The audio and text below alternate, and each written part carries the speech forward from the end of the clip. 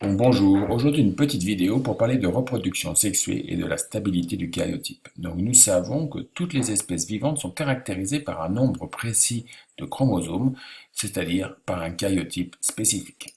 Mais au cours de la vie des êtres vivants, les cellules ne possèdent pas toujours même nombre de chromosomes. En effet, par exemple, les cellules somatiques possèdent en général des paires de chromosomes. On dit qu'elles sont diploïdes car elles possèdent deux N chromosomes, c'est-à-dire pour chaque paire de chromosomes, deux représentants de chaque paire.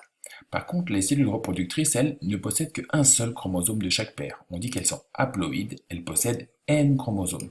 C'est-à-dire qu'on le voit très bien ici, elles ne possèdent qu'un seul chromosome pour la paire numéro 1, alors que dans un karyotype diploïde, nous avons deux chromosomes.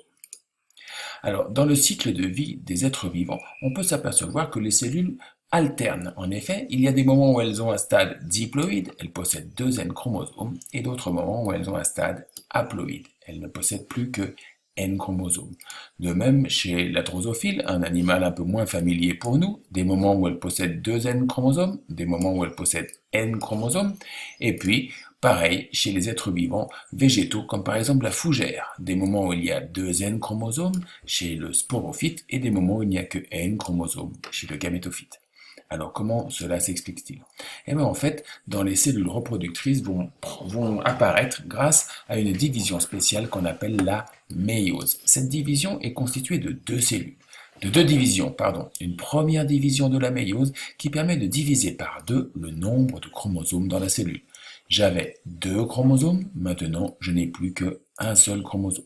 Et une deuxième division qui permet là de rendre les chromosomes doubles et de les transformer en chromosomes simples. J'avais un chromosome double ici avec deux chromatides sœurs, maintenant je n'ai plus qu'une seule chromatide, j'ai un chromosome simple.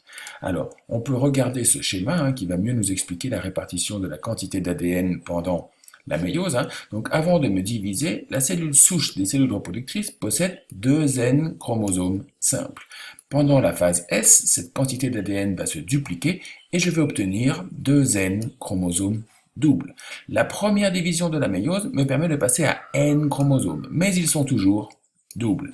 La deuxième division de la méiose me permet de conserver N chromosomes, mais cette fois-ci je vais obtenir des chromosomes simples. Je vois donc à la fin de la méiose, j'obtiens des cellules qui vont posséder la moitié de l'information de la cellule qui leur a donné naissance. On voit qu'il y a eu une répartition. J'ai reçu soit un chromosome bleu, soit un chromosome rouge. Et puis, au moment donc de la fécondation, je vais pouvoir retrouver mon karyotype. En effet, lorsqu'un spermatozoïde apporte N chromosomes, l'ovule va apporter lui aussi N chromosomes.